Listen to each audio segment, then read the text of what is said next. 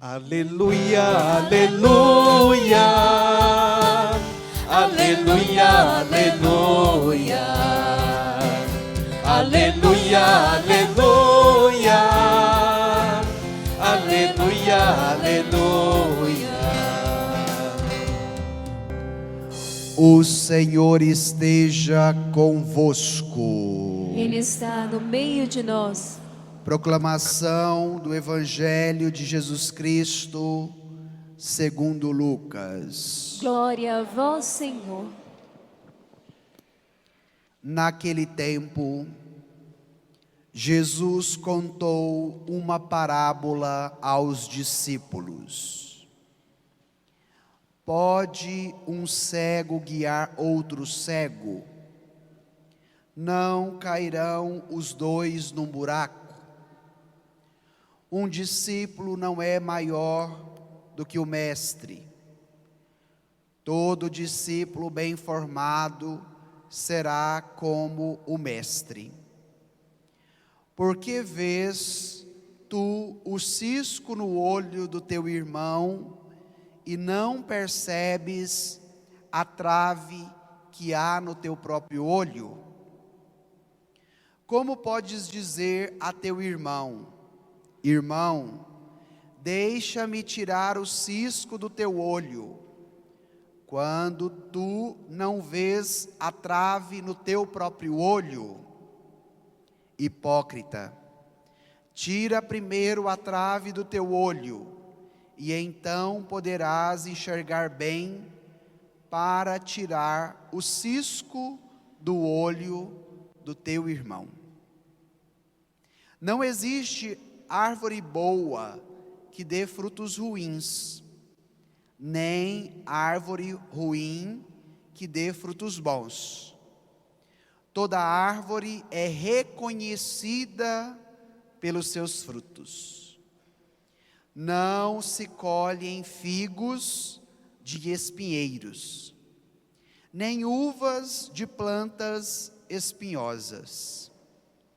O homem bom tira coisas boas do bom tesouro do seu coração, mas o homem mau tira coisas más do seu mau tesouro, pois sua boca fala do que o coração está cheio. Palavra da salvação. Glória a vós, Senhor. Podemos assentar? Irmãos e irmãs, nós estamos celebrando hoje a liturgia do 8º domingo do tempo comum. E hoje nós encerramos a reflexão e o caminho que Jesus faz com os seus discípulos através do capítulo 6 do Evangelho de São Lucas, que é considerado o discurso da planície. Depois que Jesus subiu a montanha com os 12, ele desce e conferiu no domingo retrasado as bem-aventuranças, o início do capítulo 6. No domingo passado, Jesus exortou os discípulos como que eles deveriam se portar na missão diante da perseguição, dos sofrimentos e das dores, dizendo: amai os vossos inimigos, fazei o bem a quem vos amaldiçoam, rezai por aqueles que vos caluniam. E no evangelho de hoje, já no 3º domingo, nós encerramos o capítulo 6 com estas indicações práticas que Jesus quer nos oferecer através de uma parábola. Então, antes de nós entrarmos no texto, nós precisamos saber o que é uma parábola, porque no evangelho de hoje, Jesus conta uma parábola. Na época de Jesus, minha gente, não havia tantos recursos de comunicação para se transmitir uma mensagem como nós temos hoje. Então, quando nós queremos anunciar uma notícia, não é? Boa ou uma má notícia, nós temos várias formas. Nós temos as redes sociais, nós temos os jornais, nós temos a televisão, não é? Nós temos vários recursos. Na época de Jesus não havia esse tanto de possibilidade. Então, Jesus utilizava um recurso de comunicação, uma linguagem para transmitir o seu conteúdo de maneira mais rápida e acessível. E como que chamava esse recurso? Parábola. E aí nós poderíamos perguntar, o que é uma parábola? A parábola é uma história que tem uma metáfora, que atrai a atenção dos ouvintes, porque inicialmente eles não se sentem contemplados naquela história, naquela parábola, mas a parábola é atrativa porque ela utiliza vários elementos metafóricos. Se vocês perceberem o evangelho de hoje, daqui a pouco nós vamos entrar no texto, não é? Um cego não pode guiar outro cego. Antes de tirar o cisco do olho do seu irmão, tire a trave que está no seu. Então, estes recursos da metáfora, da linguagem, chama a atenção dos ouvintes, que inicialmente não se sentem contemplados naquela história, naquela parábola, mas eles querem saber qual é o final da história. Então, por isso, eles prestam bastante atenção, querendo saber aonde essa história vai chegar. E com isso, Jesus atraía a atenção dos seus ouvintes, e o mais importante da parábola, transmitia um conhecimento de fé, principalmente para aqueles que não se sentiam contemplados na história, na parábola que Jesus estava contando, certo? Então isso daqui é apenas um elemento importante do que é uma parábola, porque agora o Evangelho vai trazer essa parábola e nós precisamos saber o que ela é para compreendermos os elementos que Jesus traz na parábola que ele acabou de nos contar. Então retome aí o Evangelho de hoje, pegue no seu folheto.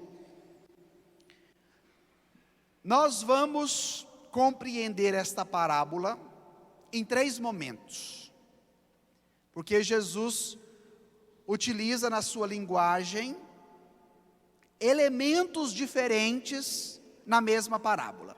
Então a primeira parte diz respeito à cegueira, à trave e o cisco que impede a pessoa de ver, logo ela fica na cegueira. A segunda parte, Jesus vai falar de árvore e de fruto. E a terceira parte, Jesus vai falar de tesouro, de coração. Tá bom? Então são 3 elementos que compõem a parábola de hoje. E nós vamos em cada um desses elementos, porque eles são muito importantes diante do ensinamento que a parábola precisa nos oferecer. Tá bom? Então nós vamos pegar agora o versículo 39, o 40 e o 41. Os 3 primeiros versículos do Evangelho. Acharam aí no seu folheto? Vamos ler juntos esses 3 versículos? Jesus contou uma parábola aos discípulos. Pode um cego guiar outro cego? Não cairão os 2 num buraco? Um discípulo não é maior do que o mestre. Todo discípulo bem formado será como o mestre. Porque vês tu o cisco no olho do teu irmão e não percebes a trave que há no teu próprio olho. Vamos parar por aqui. Quem eram os ouvintes de Jesus? Em primeiro lugar, os discípulos, a quem Jesus queria transmitir este ensinamento. Mas ao mesmo tempo, haviam muitos mestres e doutores da lei, fariseus, autoridades religiosas do judaísmo, que estavam ouvindo o discurso de Jesus. Então, inicialmente, como eu estava explicando, os fariseus não se contemplavam nesta parábola, mas Jesus estava falando deles também. E a primeira ferida que Jesus toca é a ferida da cegueira. Na época de Jesus, o cego não poderia se tornar um sacerdote no templo. E quando se realizava os sacrifícios, que se matava um animal, se o animal fosse cego, ele também não poderia ser sacrificado no templo, porque a cegueira impedia o homem de ser sacerdote e servir a Deus, e a cegueira impedia o animal de ser oferecido, ofertado, não é? No templo, principalmente no templo de Jerusalém.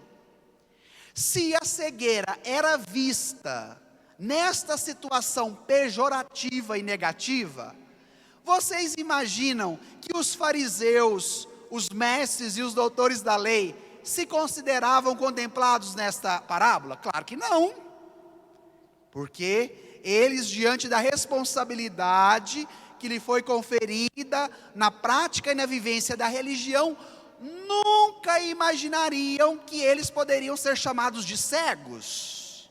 Mas Jesus está cutucando na ferida deles. E daqui a pouco nós vamos ver por que Jesus os chama de cego. Porque a cegueira, minha gente, limita a pessoa de um grande dom que ela tem, que é a visão. Quando você fecha os seus olhos, faz esse exercício agora, fecha aí um minutinho os olhos, o que você vê? Vê alguma coisa? Não, vê apenas escuridão. Quando nós não permitimos com que a luz de Jesus nos ilumina por inteiro, como que nós vivemos? Como cegos na escuridão. E quem está na cegueira, quem está na escuridão, pode guiar outra pessoa? Não. Porque se ele não consegue ver, aqui tem uma escada, o que vai acontecer com a pessoa? Ela vai cair. E se ela está guiando o outro, o que vai acontecer com o outro? Ele cai junto com ela. Por isso Jesus diz que a cegueira limita a pessoa e ao mesmo tempo limita também o outro que está com ela, porque um cego não pode guiar outro cego. A partir do momento que a prática religiosa judaica se tornou muito mais um rito exterior do que uma experiência profunda do coração, como que os fariseus, os mestres e os doutores da lei se tornaram cegos. E se tornando cegos, não poderiam guiar o povo, não poderia ajudar as pessoas, porque um cego não pode guiar outro cego. E aqui Jesus já faz o convite: se abram a luz que é capaz de irradiar e dissipar a escuridão da cegueira. Porque a partir do momento que eu estou com os olhos fechados, podemos fazer a experiência do cego, escuridão. A partir do momento que eu abro os meus olhos, o que me possibilita ver os outros e os outros me verem? A luz que me ilumina e a luz que ilumina os outros. Então aqui Jesus já cutuca a primeira ferida, o cego. Depois, Jesus vai trazer o elemento entre discípulo e mestre. Um discípulo não é maior do que o mestre. Todo discípulo bem formado será como o mestre. Na época de Jesus, haviam os rabinos. Quem eram os rabinos? Eram aqueles responsáveis por instruir e formar os homens na fé de Israel. E a partir do momento que o rabino ia ensinando o seu discípulo, por isso que ele também era chamado de mestre, O que acontecia com o discípulo? O discípulo poderia se tornar também um rabino, e se tornar um rabino muito melhor do que aquele que o ensinou e o instruiu. Então podemos dizer que neste caminho de instrução do rabino para com o discípulo, havia o quê? Uma progressão de subida e também uma promoção, porque se o discípulo era muito inteligente, muito dedicado, aprendia tudo que o mestre ensinava, o que poderia acontecer no final? Ele ficar um rabino melhor do que aquele que o ensinou. Então ele poderia ser promovido, ele poderia ser reconhecido. E agora Jesus toca nessa ferida também, porque ele queria mostrar para os discípulos que o caminho da fé, o caminho do seguimento, a luz do Cristo que nos tira da cegueira, não é para nos colocar acima dos outros, para nos fazer melhor do que os outros, para que depois a gente pise na cabecinha dele dizendo: você é apenas uma formiguinha insignificante, porque eu sou muito maior, muito mais sábio, muito mais importante do que você, que é um zero à esquerda. Porque isso acontecia também nas práticas, não é? Daquele povo. Então eu vou me esforçar, eu vou aprender, eu vou estudar, eu vou ser um bom discípulo, porque depois eu posso receber esta promoção e essa recompensa. E agora Jesus está dando a catequese para os discípulos: olha, eu sou o mestre e vocês são os meus discípulos. Mas o caminho que nós vamos fazer não é o caminho que vai oferecer a vocês uma promoção, um lucro ou um reconhecimento. Porque o discípulo se torna como o mestre. E qual foi o caminho do mestre? A cruz. Então, se vocês querem me seguir, se vocês querem fazer essa experiência, entendam que aquilo que é meu também vai se tornar seu. E quantos dos discípulos morreram crucificados? Pedro mesmo, quando foi ser pregado na cruz, disse: eu não sou digno de morrer como Jesus. E aí sabe o que eles fizeram com Pedro? Crucificaram o coitado de cabeça para baixo, porque ele disse que não queria morrer como o mestre, porque ele não se achava digno. Então, na dinâmica do discipulado com Jesus, não há egoísmo, autossuficiência ou prepotência que nos faz melhor do que o outro para desmerecê-lo. Pelo contrário, o caminho da fé nos coloca no mesmo nível. E que nível é esse, minha gente? O nível de Jesus. Mas qual é a nossa dificuldade? Nós não queremos o nível de Jesus. Nós queremos o nível do mundo, que diz assim: enquanto a pessoa está fazendo alguma coisa a seu favor, valorize a sua amiga, porque você desfruta de algum benefício. Mas a partir do momento que ela revela a sua debilidade, e já não mais pode oferecer alguma coisa em seu favor, o que você faz com ela? Joga fora no lixo, como diz a música da Sandra de Sá. Nós não queremos caminhar no discipulado de Jesus, mas nós ficamos na cegueira dos fariseus, onde nos achamos melhor do que o outro, e nos achando melhor do que o outro, eu preciso de promoções, de títulos, de reconhecimentos, de aplausos, e se eu não tiver isso, nada serve para mim, porque eu me doei tanto, padre, eu fiz tanto, olha como foi a minha dedicação, e depois não recebi um obrigado, não recebi um aplauso, não recebi um elogio, agora eu não vou fazer nunca mais. Aí Jesus já nos deu a vacina no evangelho do domingo passado, que a nossa recompensa diante do caminho do discipulado não será dado pelo outro, mas a nossa recompensa será dada por quem? Por Deus. Por isso que no evangelho do domingo passado, Jesus nos deu essa catequese. amar aqueles que te odeiam, rezar por aqueles que te perseguem, porque a recompensa de viver no discipulado não será dado pelo outro, mas será dado por Deus. Portanto, Jesus vai trazer esta dimensão do discipulado. E dentro dessa perspectiva, ele volta na cegueira.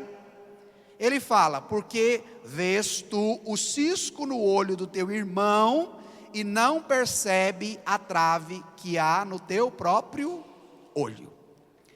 Vamos agora perceber estes dois elementos, cisco e trave. Qual é o tamanho do cisco? Grande ou pequeno? Pequeno, não é assim? E qual que é o tamanho da trave? Grande. Jesus está falando que no meu olho e no seu olho tem uma trave, e no olho do seu irmão tem um cisco. Mas no cotidiano, como que nós nos vemos? Nós também não nos vemos na parábola de Jesus.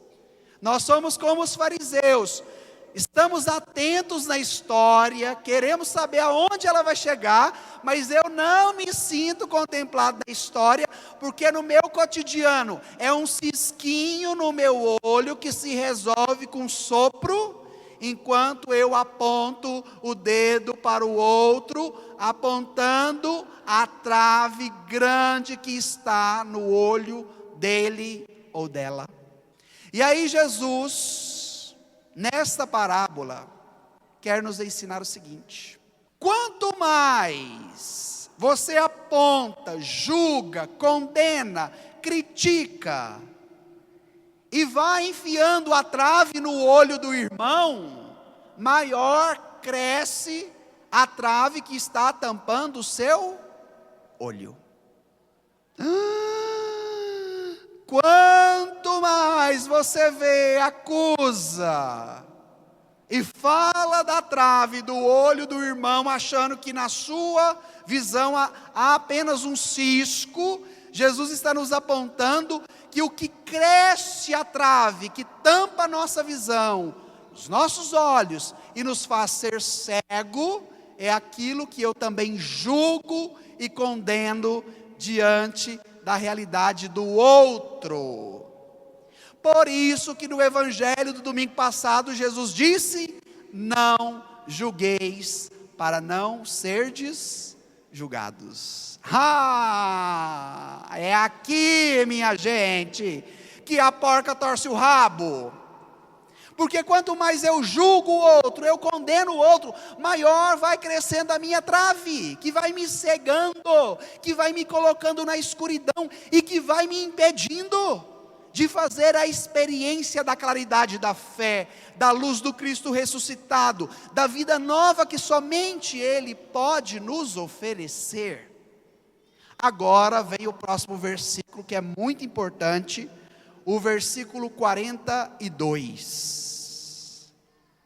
Olha o que Jesus vai dizer. Vamos ler bem forte esse versículo, e vocês prestem atenção no que ele vai nos dizer diante deste contexto que o padre já está falando na pregação. Vamos ler juntos? Como podes dizer a teu irmão: irmão, deixa-me tirar o cisco do teu olho, quando tu não vês a trave no teu próprio olho? Hipócrita, tira primeiro a trave do teu olho, e então poderás enxergar bem para tirar o cisco do olho do teu irmão. Olha que Jesus agora pega firme conosco, não é? Enquanto você acha que tem só um cisquinho no seu olho, e que tem a trave no olho do outro, o que é que Jesus diz? O contrário, é no seu olho que tem a trave. E enquanto você não fizer o exercício de permitir com que esta trave seja retirada do seu olho, mesmo que o outro tenha também uma trave, você não conseguirá ajudá-lo, porque de fato um cego não pode guiar outro cego. E aí Jesus vai dizer uma palavrinha difícil de ser ouvida. Qual que é essa palavra? Hipócrita. Padre, o que significa a palavra hipócrita? Quando a pessoa diz uma coisa e pratica outra. Então, o que é ser hipócrita? É quando eu prego um discurso e vivo outro. Porque os fariseus, os mestres e doutores da lei, que também ouviam Jesus, tinham como missão fazer o quê? Pregar a palavra, a Torá, os mandamentos, a lei, os profetas, ajudar o povo na caminhada e na vivência da fé. Mas ao mesmo tempo que eles pregavam isso na sinagoga, no templo de Jerusalém, no cotidiano, a sua vida não condizia com aquilo que eles pregavam. E aí Jesus vai dizer: olha, vocês colocam um grande fardo sobre as costas do povo, enquanto vocês estão no bem bom. Então vocês são hipócritas.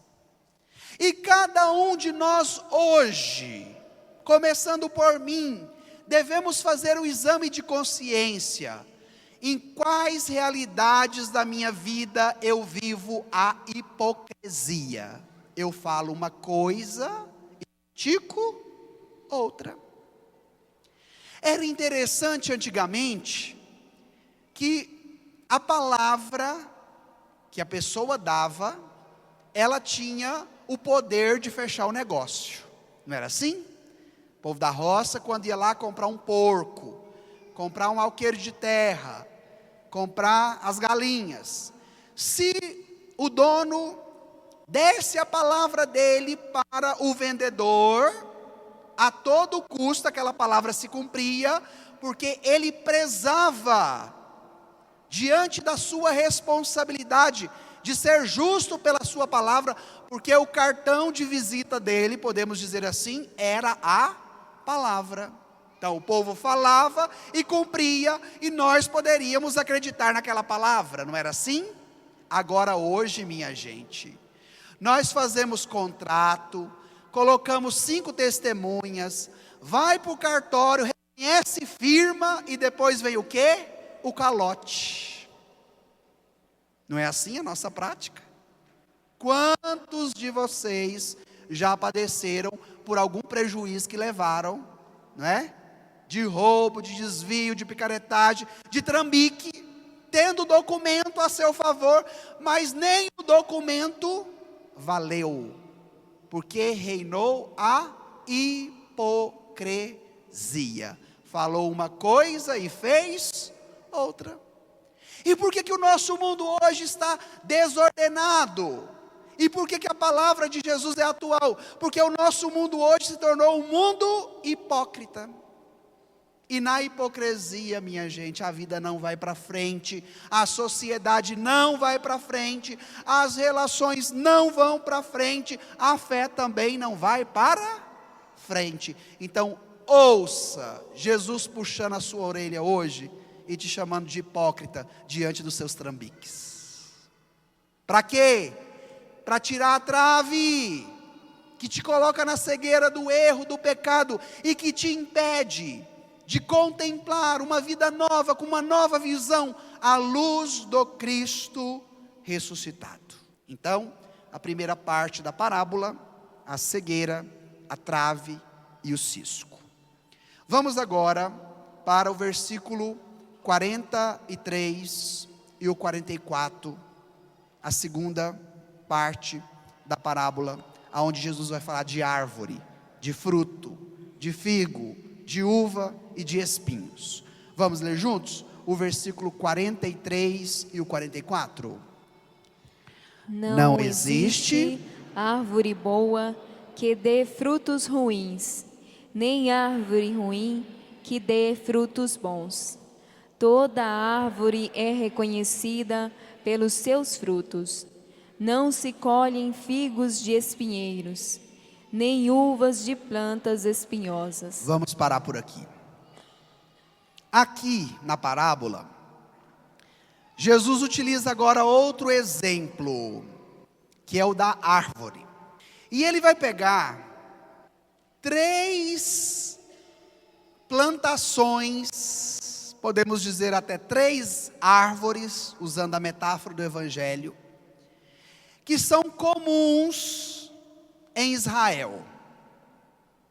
A figueira, que é o pé de figo, a videira, que é o pé de uva, e o espinheiro, que é uma árvore cheia de galho seco e de espinhos.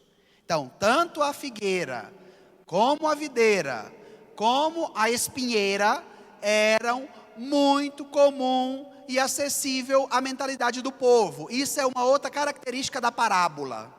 A parábola sempre utiliza de elementos da cultura e do cotidiano do povo, porque se eles entendem o que é a videira, o que é a figueira e o que é o espinheiro, eles vão entender o conteúdo que Jesus quer tratar no final. Vamos pegar as 2 primeiras árvores, a figueira e a videira. A figueira é uma árvore que pode chegar até 12 metros de altura. E os seus galhos são tão frondosos que a sua sombra é muito gostosa. E ao mesmo tempo, a figueira dá frutos aproximadamente 10 meses do ano. Então, se o ano tem 12 meses, a figueira dá fruto quase que o ano inteiro. Depois, a videira. A videira era plantada lá em Israel, que é uma geografia muito declinada, cheia de pirambeira, como diz aqui no Goiás, né? Tem muito declive. Então, como a região era cheia de declive, não era possível ter grandes plantações. Então, o que eles faziam? Eles plantavam os pés de uva, a videira, porque aí colocava as estacas, o pé de uva subia na estaca, e se construía um muro de proteção e uma torre para que a pessoa pudesse vigiar a sua plantação, as suas videiras, e não ter nenhum prejuízo e no final ter uma colheita muito abundante. E da uva se fazia o produto mais consumido em Israel, que era o vinho. Por isso que Jesus, no primeiro milagre que ele faz, ele transforma a água em quê? Em vinho. Na última ceia, Jesus toma o que para fazer a ceia? O pão e o vinho, porque o vinho era um elemento muito comum na época dele. Então ele vai pegar o exemplo de 2 frutas abundantes, gostosas, que se consumia muito, figo e uva, e depois Jesus pega espinheira. Na Palestina, a espinheira era uma praga, porque quando ela crescia, ela tornava a terra improdutiva, porque era muito galho, era muito espinho, era muita sequidão, e diante dessa realidade, não se podia produzir frutos devido ao espinheiro. Por que eu estou explicando isso? Figo, uva e espinheiro, porque Jesus agora quer falar de fruto. Jesus agora quer nos dar uma catequese, porque nós somos criados à imagem e semelhança de Deus, para sermos figueiras ou videiras, mas diante da nossa cegueira, da nossa trave, da nossa escuridão, nós que deveríamos nos tornar árvores frondosas como a figueira, nós que deveríamos tornar-nos o vinho doce da alegria de Deus, vamos nos tornando o que, minha gente? Espinheiros, que machuca o outro, que cutuca o outro, que julga o outro, que espinha o outro, que vai sangrando a vida do outro. E a partir do momento que eu machuco o outro, eu me machuco. A partir do momento que eu julgo o outro, eu me julgo. A partir do momento que eu sangro o outro, eu também me sangro. Nós somos árvores boas. E a árvore boa produz fruto bom. Por isso que Jesus começou a segunda parte da parábola falando isso. A árvore boa produz frutos bons. E a árvore ruim produz frutos ruins. Então, a figueira e a videira produzem frutos bons. E o espinheiro produz fruto ruim. Mas hoje nós vivemos a dinâmica do contrário. Porque somos criados à imagem e semelhança de Deus, logo somos bons. A nossa essência é a mesma de Deus. E ouvimos no salmo do domingo passado: o Senhor é bondoso e compassivo. Então nós também somos bons. Mas nós vamos permitindo com que os espinheiros da vida cresçam em nós. E nós que somos na nossa origem uma árvore boa, estamos produzindo os frutos ruins, maus. E hoje Jesus conta esta parábola para nos ensinar, para nos dar esta catequese, porque Ele não quer que você viva a sua vida toda como espinheiro, na sequidão, na aridez, no cutuque, no machuco. Mas Ele quer que você seja uma videira frondosa, uma figueira frondosa, e produza muitos frutos, e frutos bons. Esse segundo ensinamento da parábola. Agora vamos para o último, versículo 45. Agora Jesus vai falar de tesouro e de coração. Vamos voltar ao texto, versículo 45, e vamos ler juntos este último versículo. O homem bom tira coisas boas do bom tesouro do seu coração. Mas o homem mau tira coisas más do seu mau tesouro, pois sua boca fala do que o coração está cheio. Vamos compreender esse versículo. O homem bom tira o quê? Coisas boas. De onde? Do tesouro, do bom tesouro, o adjetivo de qualidade, do bom tesouro. E esse tesouro está onde? No coração. Eu já disse isso em algumas pregações e vou repetir. A medicina afirma, que os órgãos que estão ligados diretamente, em primeiro lugar, ao coração, são os olhos. Isso é científico. Uma médica, num simpósio, afirmou isso, que os órgãos que estão ligados diretamente ao coração são os olhos. Jesus começou o evangelho falando do quê? Cegueira, cisco no olho, trave no olho. E agora como que Jesus está terminando o evangelho? Falando do quê? Do coração. Porque há um vínculo, há uma unidade entre os olhos e o coração. O tesouro está onde? No coração. Se vocês lerem a Bíblia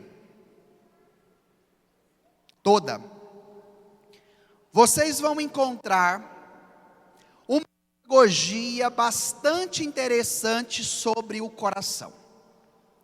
Principalmente para o povo do Antigo Testamento, o coração era considerado a sede da pessoa, o centro da pessoa, porque eles não sabiam que o coração naquela época era o órgão responsável por bombear o sangue por todo o nosso corpo, para que o nosso corpo tenha vida. A medicina não era tão avançada como é hoje. Então hoje nós sabemos que o coração é um órgão importantíssimo para a vivência do nosso corpo, porque se o coração para, o resto do corpo para também e morre, porque é graças ao coração que o nosso corpo pode ser movimentado pelo sangue que está em movimento, e o coração é que faz, não é, esta movimentação. Mas não sabendo dessas informações médicas, biológicas, o coração já era importante para o povo do Antigo Testamento, porque o coração era o sacrário, era o cofre, era considerada a dimensão mais importante e sagrada da pessoa, porque tudo que ela tinha de preciosa, ela guardava onde? No coração. E tudo aquilo que ela também tinha de dor, de aflição e até mesmo de segredo, aonde que ela guardava? No coração. Quantas mães, quando verem os seus filhos sofrendo, e fala: padre, mas eu estou com uma dor no coração, um aperto aqui dentro. Vocês já ouviram algumas mães falarem assim? Não é uma dor que se cura com remédio da farmácia, mas é uma dor existencial, que entra na dimensão de qual parte do nosso corpo? Do nosso coração. E por que Jesus fala que o tesouro está guardado no coração? Porque é a adesão que eu faço a Jesus, no mais profundo do meu coração, que ilumina a minha vida, que me tira da cegueira, que me dá uma nova visão, que me faz produzir frutos de acordo com a minha essência, que me torna uma pessoa boa e que faz com que os outros, estando à minha volta, desfrute desta graça que é obra de Deus na minha vida. Imagina, vou repetir. É o encontro pessoal e íntimo que eu vivo, que eu realizo no mais profundo do meu coração, sede dos meus sentimentos, centro da minha vida, sacrário do meu interior. É este encontro com Cristo que ilumina a minha escuridão, que me tira da cegueira, que rompe a trave que está nos meus olhos, que me faz produzir frutos de acordo com a minha essência, que é boa, por isso que os frutos são bons. E diante disso, esse tesouro se torna também tesouro para o outro. Por isso que o homem bom, a mulher boa, tira o tesouro que é bom de onde? Do seu coração, e não vive mais como hipócrita. Aí vem a segunda premissa. Mas o homem mau tira as coisas más do seu mau tesouro. O tesouro está onde, minha gente? Coração. Então, este lugar sagrado, este sacrário interior, este cofre importantíssimo na nossa vida, que aqui nós utilizamos essas metáforas para a nossa melhor compreensão, pode ser lugar de coisa boa, mas pode ser lugar também de coisa ruim. Então, as más ações, os assassinatos, os trambiques, a corrupção, sai de onde? Do coração do homem. Então pode ser lugar da bondade, da luz, da nova visão, mas pode ser lugar também da maldade, da escuridão, do pecado e da cegueira. E olha como Jesus encerra o Evangelho: pois sua boca fala do que o coração está cheio. Olha, volta na primeira leitura. Olha o versículo 7 e o versículo 8. Olha lá o que está escrito: o fruto revela como foi cultivada a árvore. Assim a palavra mostra o coração do homem. Não elogies a ninguém antes de ouvi-lo falar, pois é no falar que o homem se revela. Aonde que você vai revelando o que está no seu coração? Naquilo que você fala, porque a boca fala do que o coração está cheio. Seria tão bom se algumas pessoas andassem com um gravadorzinho ligado 24 horas, para que depois de um dia ela apertasse o play e ouvisse tudo o que ela disse durante um dia. Porque Jesus chama os fariseus de hipócritas. O que é o hipócrita? Fala uma coisa e pratica outra. E agora Jesus, não querendo ver os seus filhos na hipocrisia, nos dá o caminho, que é o caminho do coração. Porque o coração, quando está em Cristo, vai falar das coisas de quem?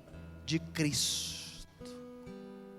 Graças a Deus, aqui em Senador Canedo não acontece isso, mas em outros lugares tem pessoas que xingam tanto, que fala tanto palavrão, que fala tanta besteira, que reclama de manhã, de tarde, de noite, quando dorme sonha, e fala dormindo, reclamando, xingando e murmurando, porque o coração está cheio de coisa que não presta, de sujeira.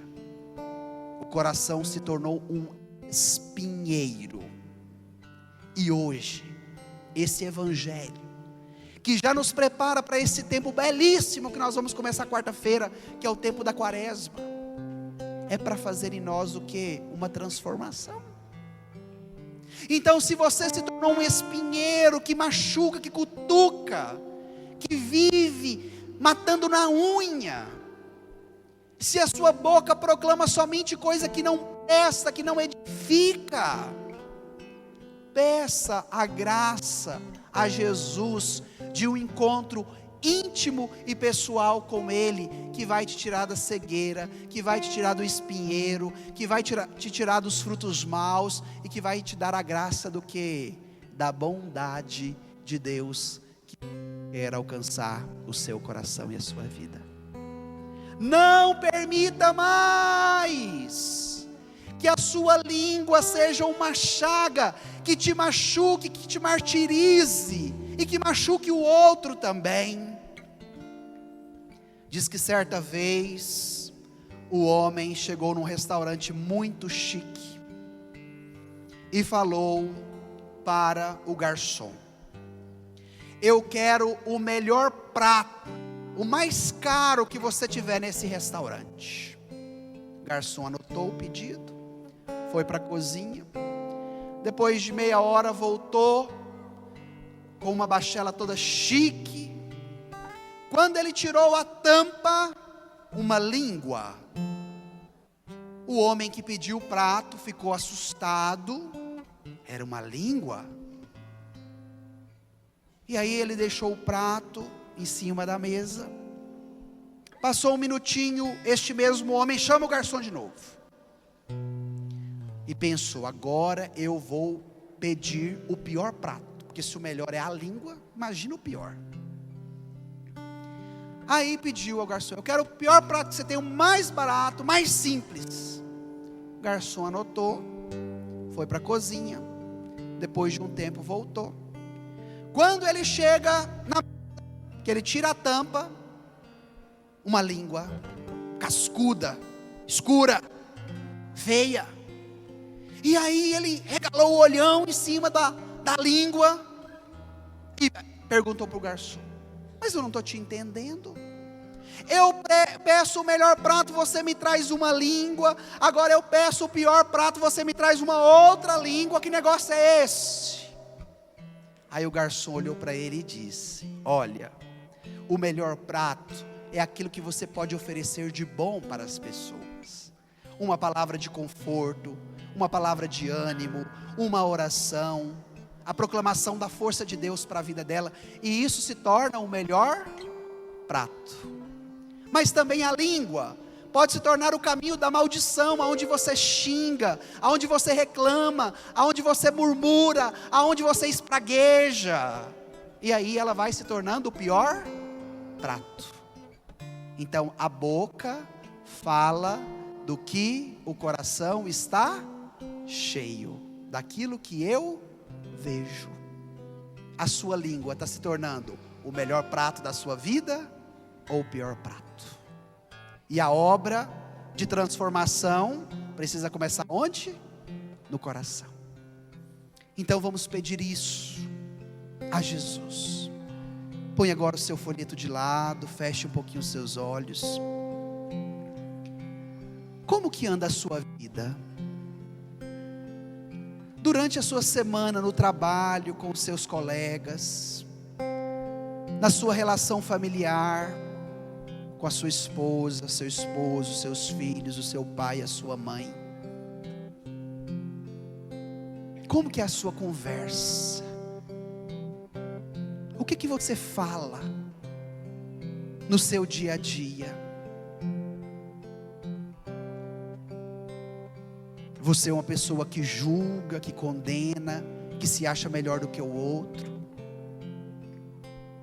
Que tipo de fruto você está produzindo? É o bom fruto da uva doce, do figo abundante, da grande árvore que proporciona uma grande sombra? Ou você se tornou um espinheiro que não pode cutucar em ninguém, ou que ninguém pode chegar perto de você, que você já está espetando? Peça a Jesus agora para chegar no seu coração, porque você é bom, porque você é criado à imagem e semelhança de Deus. E hoje Jesus precisa transformar o seu coração nessa experiência íntima de amor que você pode fazer com Ele, porque é do seu coração que sai o tesouro, e a sua boca fala do que o seu coração está cheio. Jesus não quer que você viva na hipocrisia, no contra-testemunho e na falsidade, mas Jesus quer que você viva a dignidade de filho amado que você é. Então põe a mão no seu coração e fala: Jesus, transforma o meu coração, porque eu sei, Jesus, que nesta manhã a tua palavra está me pedindo isso, e a partir do momento que o Senhor fizer uma obra nova no meu coração, Senhor, o Senhor também vai transformar a minha língua, o Senhor vai transformar a minha vida, o Senhor vai me dar a graça de uma vida nova, não mais na escuridão e na cegueira do pecado, mas uma vida na luz da tua ressurreição. Então, Jesus, vem com teu Espírito, transforma o meu coração, o meu tesouro, o meu sagrado, o meu sacrário interior,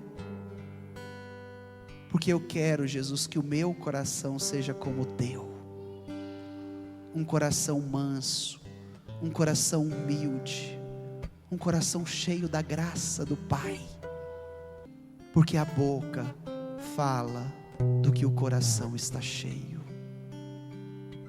Vem, Senhor, com a água do Espírito, lavar o nosso coração de toda sujeira, de toda podridão, de toda cegueira, de todo egoísmo, de todo pecado, de tudo aquilo que nos impede de produzir frutos bons. É isso, Senhor, que nós queremos te pedir nesta manhã diante da tua palavra.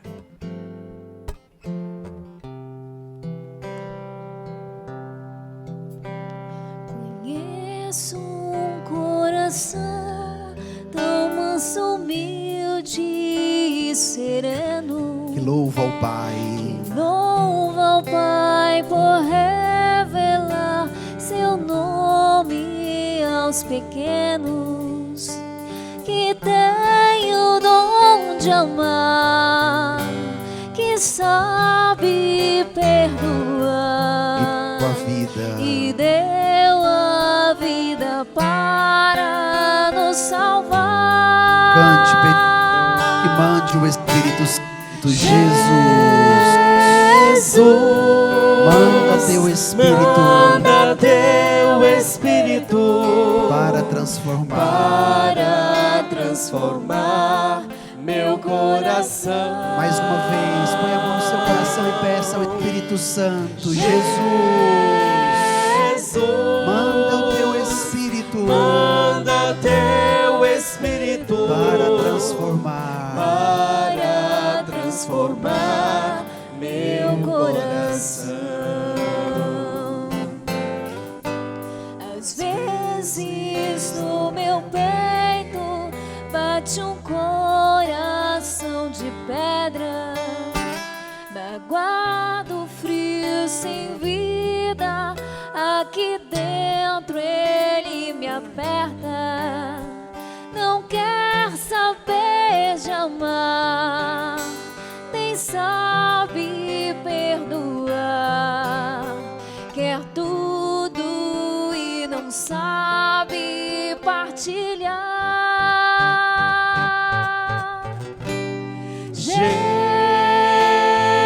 Jesus, manda teu Espírito para transformar meu coração.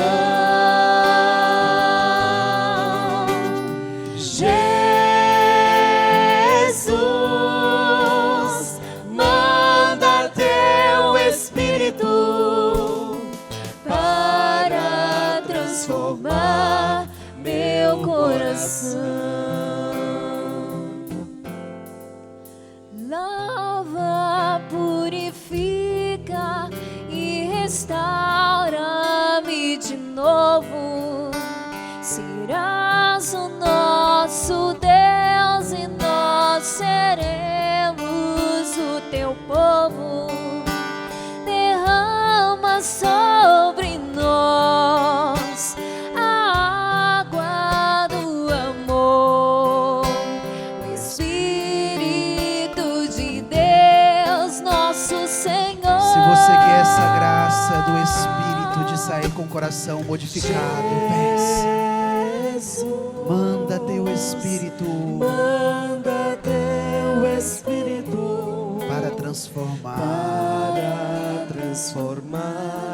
meu coração. mais uma vez, Jesus, peça essa graça.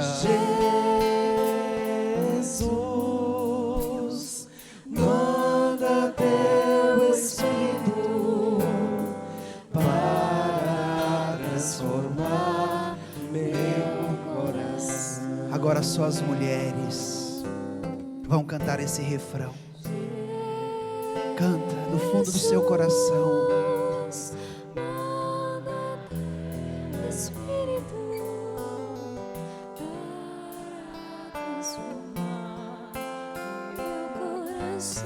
Força, mulheres de Deus, cante Jesus. Jesus, manda teu Espírito para transformar meu coração. Agora os homens, pode ser que você é um homem bruto, grosso, que fala muita coisa que não presta, peça cantando. Manda teu Espírito, Força, homens de Deus, cante. Peça a força do Espírito Santo na sua vida. Jesus, Jesus, manda teu Espírito para transformar meu coração. Agora numa só voz, todos nós juntos, com toda a força do nosso coração. Jesus, manda teu Espírito para transformar meu coração.